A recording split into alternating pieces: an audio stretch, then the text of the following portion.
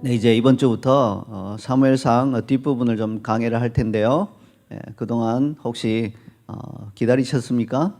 아니면 또 그동안 또 우리가 또 이제 성령의 또 그런 절기 따라서 조금 이렇게 나아갔는데요. 오늘부터는 또 사무엘상 강의를 좀 더 나가도록 하겠습니다. 오늘 본문은 지난번에 이어서 사무엘상 22장 6절에서 19절입니다. 사무엘상 22장 6절로부터 19절. 제목은 파멸로 이끄는 도액의 발걸음을 피하라입니다. Avoid the steps of Doeg that leads to destruction.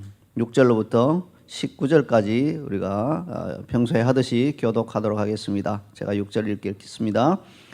사울이 다윗과 그와 함께 있는 사람들이 나타났다 함을 들으니라. 그때 사울이 기브아 높은 곳에서 손에 단창을 들고 에셀 나무 아래에 앉았고 모든 신하들은 그의 곁에 섰더니 사울이 곁에 선 신하들에게 이르되 너희 베냐민 사람들아 들으라. 이새의 아들이 너에게 각기 팥과 포도원을 주며 너희를 천부장 백부장으로 삼겠느냐. 너희가 다 공모하여 나를 대적하며 내 아들이 이새의 아들과 맹약하였으되 내게 고발하는 자가 하나도 없고 나를 위하여 슬퍼하거나 내 아들이 내 신하를 선동하여 오늘이라도 매복하였다가 나를 치려하는 것을 내게 알리는 자가 하나도 없도다 하니. 그때 에돔 사람 도액이 사울의 신하 중에 섰더니 대답하여 이르되 이새의 아들이 노베서 와서 이두베 아들 아히멜렉에게 이른 것을 내가 보았는데 아히멜렉이 그를 위하여 여호와께 묻고 그에게 음식도 주고 블레셋 사람 골리앗의 칼도 주더이다.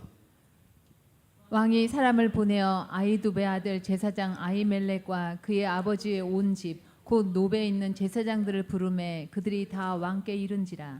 사울이 이르되 너 아히두베 아들아 들으라. 대답하되 내 주여 내가 여기 있나이다.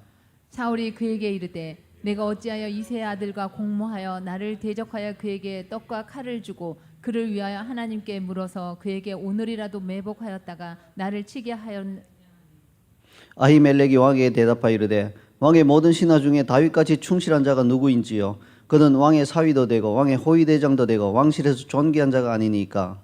내가 그를 위하여 하나님께 물은 것이 오늘이 처음이니까 결탄코 아니니이다. 원하건대 왕은 종과 종의 아비의 온 집에 아무것도 돌리지 마옵소서. 왕의 종은 이 모든 크고 작은 일에 관하여 아는 것이 없나이다 하니라. 왕이 이르되 아히멜렉아 내가 반드시 죽을 것이요 너와 내 아비의 온 집도 그러하리라 하고. 왕이 좌우의 호위병에게 이르되 돌아가서 여호와의 제사장들을 죽이라. 그들도 다윗과 협력하였고 또 그들이 다윗이 도망한 것을 알고도 내게 알리지 아니하였음이니라 하나 왕의 신하들이 손을 들어 여호와의 제사장들 죽이기를 싫어한지라. 왕이 도액에게 이르되 너는 돌아가서 제사장들을 죽이라 하며 에돔 사람 도액이 돌아가서 제사장들을 쳐서 그날에 세마포 에봇 입은 자 85명을 죽였고 제사장들의 성읍 노베 남녀와 아이들과 젖 먹는 자들과 소와 나귀와 양을 칼로 쳤더라. 아멘. 아멘. 네. 여러분 모두 기도해 주신 덕분에 제가 중국 사역을 하나님 은혜 가운데 잘 마치고 지난 금요일 호주로 귀국했습니다. 북경에서 홍콩, 또 홍콩에서 호주로 이렇게 오는 과정인데요. 홍콩에서 호주로 오는 비행기가 사실 트랜짓이 1시간밖에 안 되었어요. 그래서 좀 속으로 염려를 했어요. 그래서 북경의 직원에게 물어보니까 문제가 없다는 거예요. 근데 문제가 생겼어요. 제가 북경에서 타야 할 비행기가 40분 연착이 된 거예요. 그러니까 1시간에서 40분을 빼버리면 뭐 20분밖에 안 남잖아요. 그래서 도저히 탈 수 없는 상황이 되어서 이렇게 홍콩 공항에 내렸는데 저는 하루 있다가 올 줄 알았어요. 그러니까 비행기가 내가 타야 할 게 없어졌으니까 하루 있다가 또 그 비행기가 이제 올 때 타야 할 줄 알았는데 너무 놀랍게도 3시간 후에 있는 거예요, 비행기가. 제가 타야 할 비행기가 9시 비행기였는데 놓치고 밤 12시 비행기가 있어요. 그리고 이제 공항에 내렸더니 역시 캐세이 퍼시픽 좋은 항공사더라고요. 아예 제 이름으로 티켓을 다 만들어서 그 다음 비행기 티켓과 그 다음에 미안하다고 한 10,000원 정도 되는 음식물 바우처까지 딱 붙여서 주더라고요. 그래서 저는 오히려 여유 있게 뭐 좀 음식도 좀 사고 그다음 비행기를 탔습니다. 탔더니 한밤중에 비행기라서 그런지 자리 3개가 또 쫙 비어 있어요. 그래서 편안하게 누워서 왔습니다. 도착해서 원래대로라면 아침 말씀 먹기 시간 우리 10시부터 12시가 하거든요. 그 시간에 픽업 나오라고 해야 되는데 왔더니 뭐 12시 30분인가 해서 딱 맞게 점심시간에 맞게 왔어요. 오히려 전화위복이 된 거죠. 오히려 뒤늦게 뒷비행기 탄 것이 훨씬 더 좋았습니다. 이렇게 하나님의 은혜로 잘 다녀왔습니다. 자, 앞서 말씀드린 대로 이번 주일부터는 한동안 중단했던 사무엘상 강해 설교를 이어가도록 하겠습니다. 자, 여러분 지난번 강해 설교 때 다윗이 노베에 있는 제사장 아히멜렉에게 가서 떡과 칼을 얻어간 사건을 기억하실 겁니다. 그때 다윗은 굉장히 굶주려 있던 상황이었죠. 그리고 군피판, 아주 사울에게 쫓기는 그런 힘든 상황이었습니다. 자, 근데 여러분 기억하시나요? 그 장면, 이렇게 다윗과 아히멜렉이 대화하는 장면에서 뜬금없이 한 장면이 나오는데 그 뭐냐면 사울의 목자장인 도에게 관한 구절 하나가 등장하고 있어요. 기억을 상기시키기 위해 21장 7절을 함께 읽겠습니다. 그날에 사울의 신하 한 사람이 여호와 앞에 머물러 있었는데 그는 도액이라 이름하는 에돔 사람이요 사울의 목자장이었더라. 네, 다윗과 제사장 아히멜렉의 긴 대화가 오가는 가운데 갑자기 이런 구절이 등장할 이유가 별로 없지요. 따라서 우리는 이 구절이 바로 오늘 본문에 대한 복선인 것을 알 수 있습니다. 복선이라고 하면 좀 어려운 단어인데요. 영어로는 foreshadowing이라고 해요. 오히려 영어가 더 쉽죠. 미리 다 그림자를 이렇게 다 깔아준다는 거예요. 자, 복선이란 무엇일까요? 사전적 정의에 따르면 복선은 소설이나 희곡 등에서 앞으로 발생할 사건에 대한 준비로서 그에 관련된 일을 앞에서 미리 비춰 보이는 일, 이렇게 표현하고 있습니다. 이렇게 말하면 이게 뭐지 하는데 이제 영화 같은 데서 이런 거예요. 주인공이 기차를 타고 가는데 한 두 칸 뒤에 앉아 있는 사람이 나중에 알고 보니까 뭐 주인공과 굉장히 뭐 중요한 어떤 연관성이 있는 사람이더라, 뭐 이런 거죠. 고전적인 복선의 예를 하나 들어보겠습니다. 영화에서 주인공이 갑자기 느닷없이 기침을 콜록콜록 하기 시작해요. 뭐 별로 기침할 일이 없는데 기침을 하면 이게 뭡니까? 나중에 가서 주인공이 심각한 병에 걸릴 것을 암시하는 복선이죠. 그렇지 않다면 주인공이 뭐 기침하는 장면을 굳이 내보낼 리가 없죠. 과거 7, 80년대 비극적인 멜로드라마에서 주로 사용하던 방식이에요. 지금은 이런 식으로 하면 시청자들 수준이 높아져서 오히려 식상하다 그러고 채널을 돌려버릴 것 같아요. 그래서 지금 이런 식으로 노골적으로 하지는 않아요. 그러나 복선을 잘 적절하게 사용하면요, 독자로 하여금 앞으로 일어날 일들에 대한 호기심과 기대감이 상승하게 만드는 효과를 가져올 수 있어요. 오늘처럼 비극의 경우는 뭡니까? 불안감이 상승하게 만드는 효과를 가져올 수 있는 거죠. 그래서 사무엘상 21장에서 도액이 갑자기 나오면 뭔가 이게 희곡이나 드라마를 아는 우리 독자라면 또 신자라면 도액이 왜 여기 갑자기 왜 나오지? 나중에 얘가 뭔가를 하려고 하나? 이런 생각이 들게 이렇게 장치를 꾸며놨다는 것입니다. 이것이 바로 오늘 본문이 바로 앞장에 나온 복선이 구체적으로 사건화되어서 펼쳐지는 장면인 것입니다. 오늘 본문은 너무나 끔찍한 내용을 담고 있어요. 세마포 에봇 입은 제사장들, 얼마나 거룩한 존재들입니까? 이들을 85명, 한 사람이 아닌 것이에요. 85명이나 칼로 다 쳐 죽였다고 합니다. 그리고 남녀와 나귀까지도 다, 동물까지 다 죽였습니다. 도저히 눈뜨고 보기 어려운 학살극인 것입니다. 앞선 21장 7절의 복선은 바로 도액이 이 끔찍한 일의 악역으로, 주역으로 등장할 것임을 암시하고 있었던 것입니다. 자, 이런 끔찍한 일을 주도한 도액은 어떤 사람이었나요? 성경에 별로 나와 있지 않아요. 그냥 이 부분에만 나와 있어요. 그의 이름이 최초로 등장하는 그 21장 그 한 구절에 따르면 그는 에돔 사람이었다고 합니다. 그리고 사울의 신하였고 목자장이었습니다. 우선 도액이 에돔 사람이었다는 데서 우리는 일말의 불안감을 느낄 수도 있겠습니다. 이스라엘의 역사를 좀 알고 성경을 아는 분들은 에돔 사람 하면 에돔 사람은 그 에서의 후손인데 이렇게 하잖아요. 에돔이라고 하는 말은 붉다라는 말이에요. 붉은색이라는 말이에요. 그래서 에서가 왜 에돔이라고 불렸나요? 붉은색 팥죽을 먹고 장자의 권리를 팔아버렸기 때문에 그렇게 에돔이라고 불렸다는 거죠. 그래서 에돔은 이삭의 아들인 에서의 후예로 이스라엘 12지파 중에는 속하지 않는 그런 민족입니다. 뭐 사촌격이죠. 그러나 12지파에는 속하지 않습니다.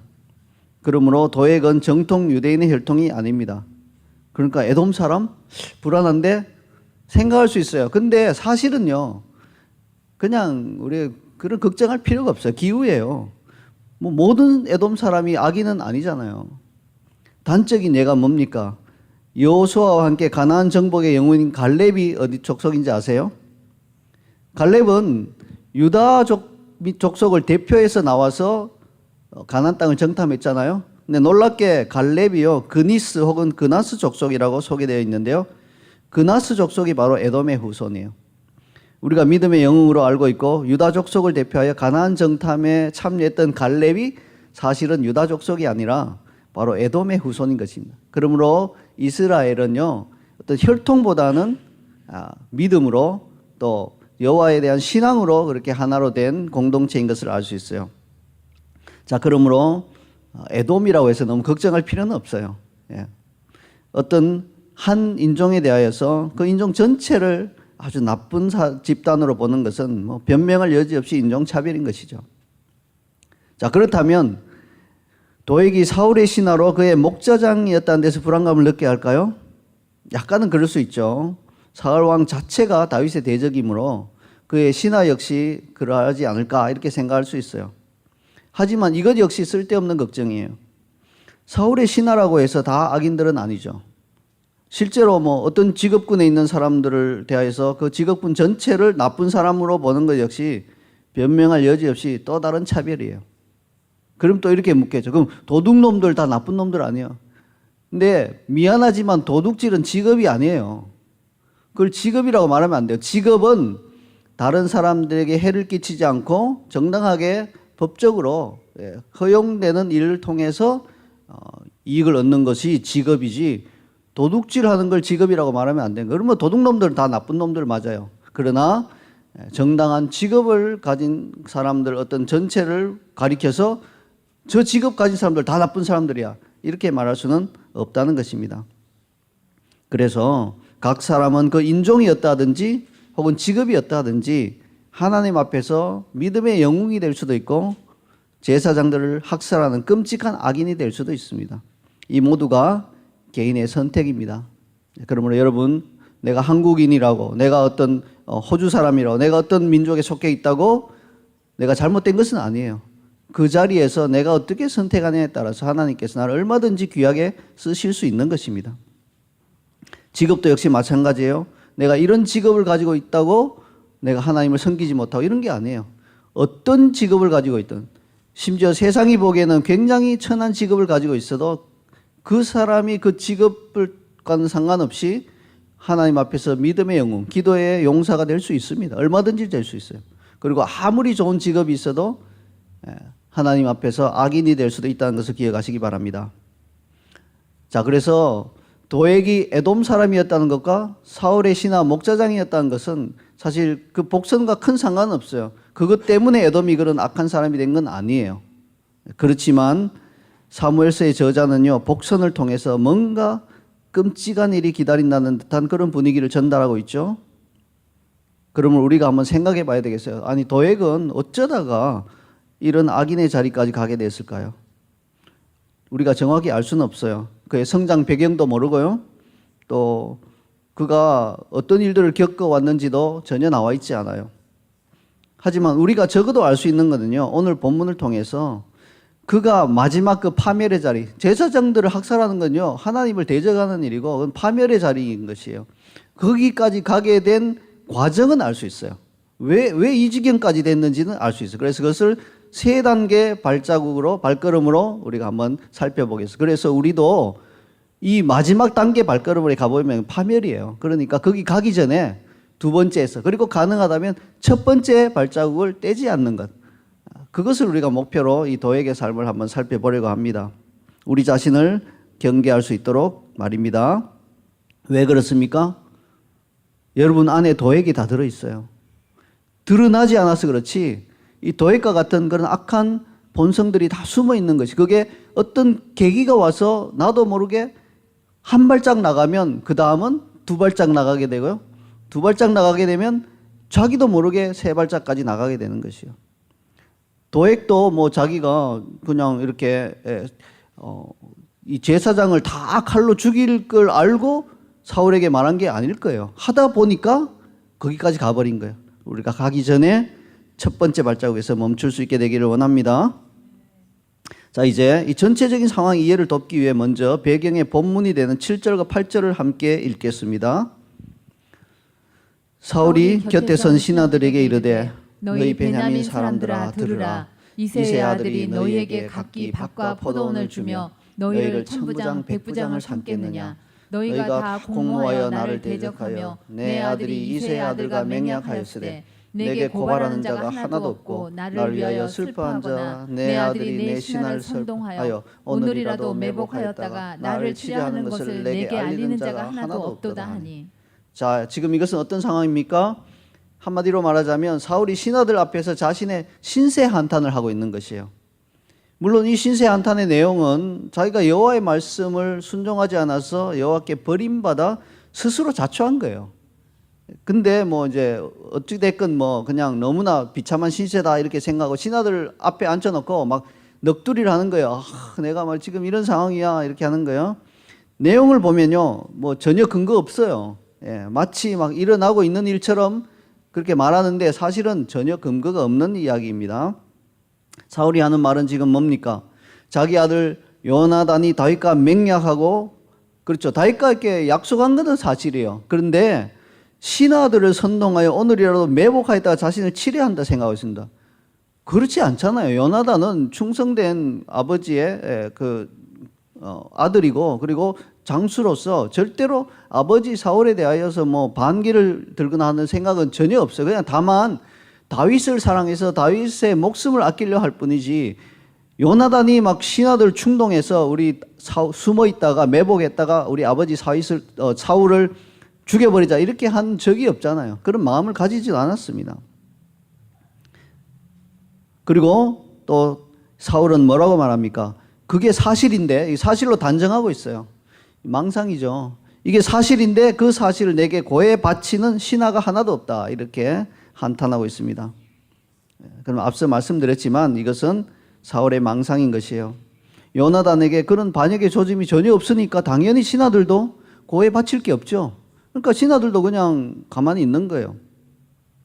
그래서 신하들 입장에서는 이 사울의 푸념이 그저 황당한 말로 들렸을 거예요. 그래서 신하들은 사울의 이 한탄을 들어주는 신용만 하고 있었어요. 그렇잖아요. 사울은 왕인데 아닌 것 같은데 이렇게 하면 죽을 수도 있으니까, 그렇다고 맞습니다 이렇게 말할 수도 없으니까 그냥 다 가만히 있는 거예요. 예, 가만히 이렇게 고개 숙이고 황공하옵니다 이렇게 가만히 있으면 되는 거예요. 도액도 그렇게 하면 되죠. 만약 도액이 다른 신하들과 같이 가만히 입을 다물고 있었으면 악과 파멸의 길로 가는 첫 발걸음을 떼지는 않았을 겁니다. 하지만 바로 이곳에서 악과 파멸로 이끌림을 받은 도액의 첫 발걸음이 시작이 됩니다. 그는 그 발걸음을 아주 생각 없이 너무 쉽게 떼고 말았어요. 9절을 함께 읽겠습니다. 그때 에돔 사람 도액이 사울의 신하 중에 섰더니 대답하여 이르되 이새 아들이 너베에 와서 아히두베 아들 아히멜렉에 이른 것을 내가 보았는데. 여기 보니까 대답하여 이르되라고 있죠. 아니 사울이 언제 도에게 뭐 물었어요? 아무 묻지도 않았는데 자기 스스로 말을 꺼내기 시작하는 거예요. 아니 입을 다물고 가만히 좀 있으면 됐잖아요. 그냥 다른 신하들처럼 묻어가면 됐잖아요. 근데 왜 굳이 그 입을 열어? 왜 입을 열었을까요? 욕심에 이끌렸죠. 내가 입을 열어 뭔가를 말하면 사울 왕이 나를 칭찬하고 나에게 상을 줄 줄 모른다 하는 욕심에 이끌리는 거예요. 모든 죄는요 사실 욕심에 이끌리는 거예요. 그냥 입 좀 다물고 가만히 있었으면 별일 없었잖아요. 근데 왜 입을 엽니까? 욕심에 이끌려서 악과 파멸로 가는 길인지도 모르고 첫 발걸음을 떼고 만 것입니다. 그게 파멸로 가는 길이라면 그 발걸음을 떼겠어요? 안 떼겠죠. 그런데 죄라는 게 그래요. 처음에는요 그걸 지을 때는 이게 좋은 것 같아요. 탐스러운 것 같고요, 보기 좋은 것 같고, 먹으면 이게 막 나를 지혜롭게 할 것 같고 되게 좋을 것 같아요. 그래서 딱 먹는데 먹고 나면 이제 깨닫죠. 이거 아니었구나. 늦었어요. 악과 파멸로 가는 거예요. 도액도 처음 입을 뗄 때는 이 말하면 사울이 내게 상을 내리겠지, 잘하면 나에게 좋은 상급을 주겠지. 뭐 이렇게 생각하고 시작했는데 아니에요. 그게 파멸로 가는 첫걸음이라는 거니까요. 죄가 그런 거예요, 여러분. 죄가 되게 좋아 보이고 처음 시작할 때는 괜찮아 보여요. 남 것을 훔치면 나한테 뭔가 좋은 게 생긴 거잖아요. 아니라니까. 그게 파멸로 가는 길이라니까요.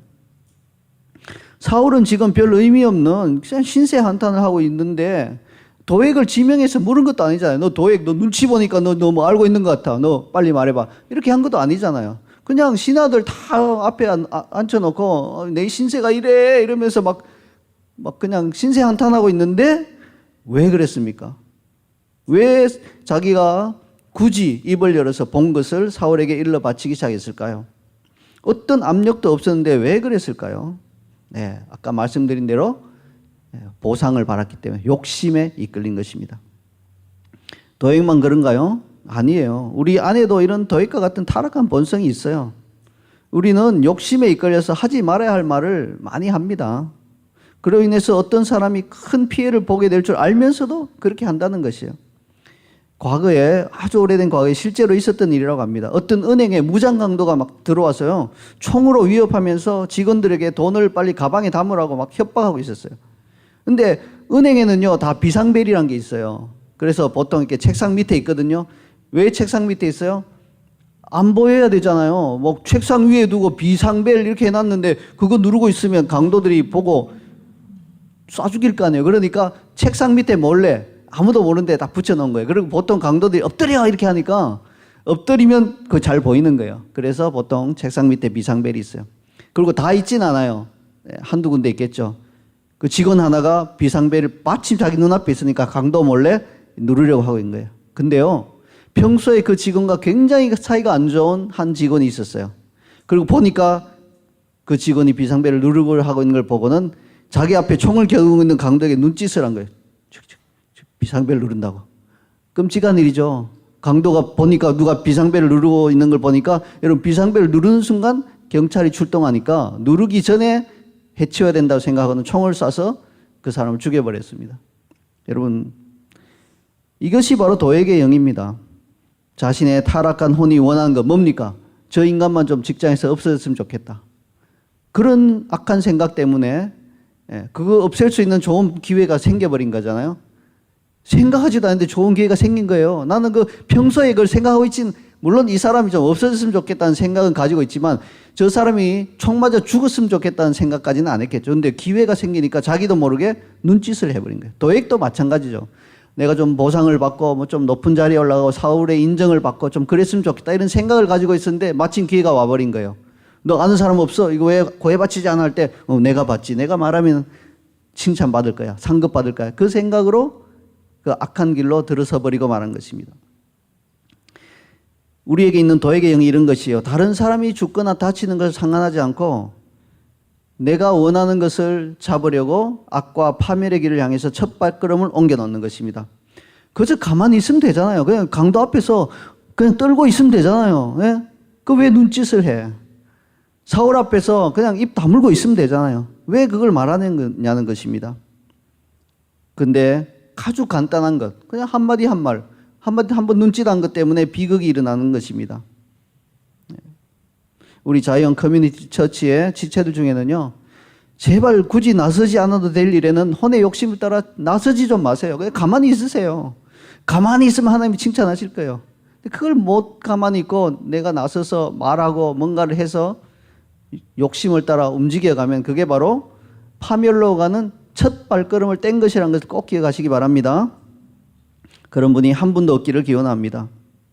자, 그런가 하면 도액이 걸어갔던 악과 파멸로 인도하는 두 번째 발걸음은요, 진실을 말하지 않고 자기에게 유리한 방향으로 내용을 빠뜨리거나 왜곡해서 말하는 겁니다. 10절을 함께 읽겠습니다. 아히멜렉이 그를 위하여 여호와께 묻고 그에게 음식도 주고 블레셋 사람 골리앗의 칼도 주더이다. 여러분 이 도액의 말 전체가 거짓말인 건 아니죠. 분명히 아히멜렉이 다윗에게 음식도 주고 블레셋 사람 골리앗의 칼도 주었던 것은 사실이에요. 자, 그러나 여기 사탄의 가장 유명한 수법이 있죠. 진리의 일부분만을 말하는 거예요. 이 기술에 걸려서 속아 넘어간 사람은요, 하와를 시작으로 해서 수를 헤아릴 수 없을 만큼 많습니다. 도액의 길을 따르는 자들은 바로 이런 사탄의 기술을 사용해서 사람들에게 큰 해를 끼치는 겁니다. 진실의, 진리의 일부만 딱 자기에게 유리하게 말하는 거예요. 도액은 어떻게 말했어야 하나요? 정상적으로 말해야 한다면 이렇게 말해야 했죠. 이새의 아들 다윗이 와서 왕의 은밀한 명령을 받아 급하게 왔다고 말하면서 음식과 무기를 챙겨오지 못했다고 했습니다. 그래서 아히멜렉에게 왕의 명령이 급하니까 빨리 가야 합니다 하면서 음식과 무기를 요구하자 아히멜렉이 그에게 음식도 주고 블레셋 사람 골리앗의 칼도 주더이다. 이랬더라면 사울이 아히두베 아들 제사장 아히멜렉과 그의 아버지 온 집 곧 노베에 있는 제사장들을 부르지 않았을 것 같아요. 왜냐하면 분명하잖아요. 아히멜렉과 제사장들 역시 속은 거잖아요. 다윗이 왕의 명령을 온 게 아닌데 왕의 명령으로 왔다니까 뭐 어쩔 수 없이 음식도 주고 칼도 내주었다는 것입니다. 그래서 이것은 제사장들도 속은 것이구나 하는 것이 분명한데 도액은 앞부분을 싹 뺀 거예요. 그냥 모든 걸 알면서도 아히멜렉이 다윗을 도운 것처럼 포장해서 사울에게 주었습니다. 이게 바로 아까 파멸로 가는 두 번째 발걸음이죠. 진실의 일부만을 말하는 것. 자기에게 딱 유리하도록 진실의 전체를 말하지 않고 일부만 말하는 것이죠. 그리고 도액은 아히멜렉이 그를 위하여 여호와께 물었다는 말로 고발을 시작했죠. 그러나 21장에 따르면 그런 사실은 없어요. 이렇게 묻고 이런 내용도 나오지 않아요. 그냥 음식과 무기를 달라 했을 뿐입니다. 도액은 왜 없는 말을 덧붙였을까요? 제사장들이 고의로 다윗을 도왔다는 자신의 주장을 더 그럴듯하게 만들기 위해서 그랬던 것입니다. 그러므로 실로 그의 모든 말에는 교묘한 왜곡과 거짓이 곳곳에 숨어 있습니다. 참 그 입이 참 그 입술이 하나님 보시기에 어떨까요? 이렇게 거짓을 탁 넣어서 진리를 그것도 완전 거짓도 아니고 진리를 막 왜곡해서 막 그 사탄의 입과 똑같은 거예요, 사실은. 완전히 거짓말하는 것도 나쁘지만 진리를 이용해서 자기에게 유리하게 만들어서 하는 그거는 더 사탄의 짓인 것이에요. 여러분 근데 도액과 관련된 시편이 있는 걸 아세요? 시편 52편에요. 표제어를 보면 이렇게 표제어가 붙어 있어요. 도액이 사울에게 이르러 다윗이 아비멜렉의 집에 왔다고 그에게 말하던 때에 자 그에 관해서 시편 52편이 도액에 관한 노래예요. 자 시편 52편은 도액의 거짓된 혀에 대해서 이렇게 노래합니다. 2절부터 4절까지 함께 읽도록 하겠습니다. 내 혀가 심한 악을 꾀하여 날카로운 삭도같이 간사를 행하는도다. 내가 선보다 악을 사랑하며 의를 말함보다 거짓을 사랑하는도다. 간사한 혀여 너는 남을 해치는 모든 말을 좋아한도다. 도액의 혀에 대해서 시편 기자가 이렇게 노래한 것입니다. 우리가 알다시피 시편은 성령의 감동으로 기록된 것입니다. 그러므로 도액을 바라보는 성령님의 시각이 바로 우리가 방금 읽은 시와 같은 것입니다.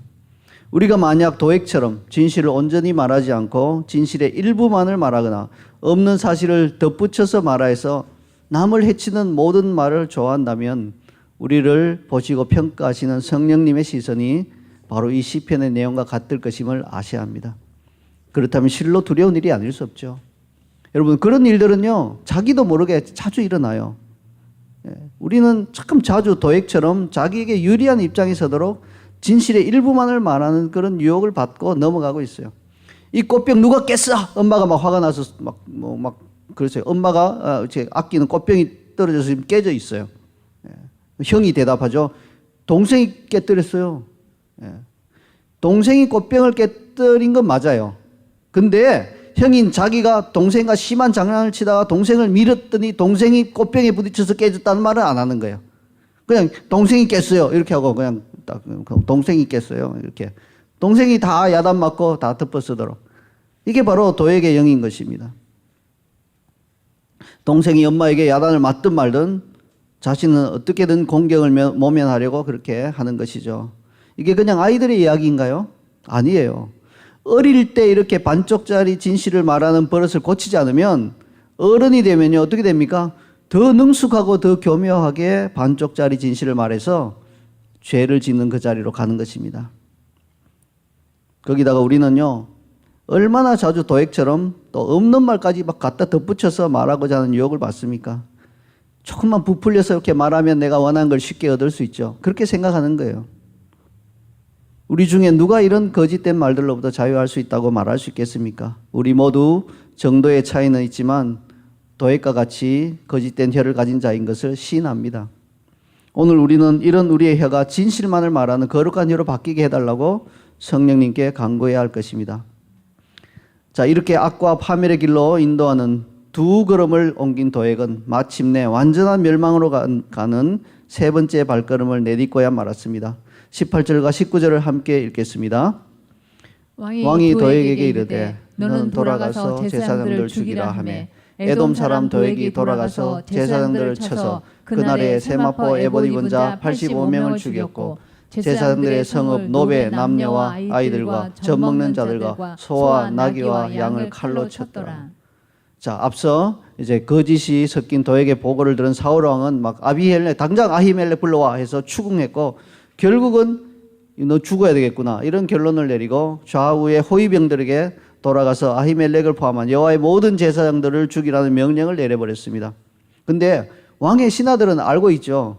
왕의 명령이 얼마나 터무니없는 것인 줄 알았고 또 여호와의 제사장을 죽인다는 것은 막 상상하기도 싫은 일이니까 왕의 명령을 따르기 싫어했어요. 아무리 왕이 막 노발대발하고 야 빨리 가서 죽여 해도 꼼짝 않고 있는 거예요.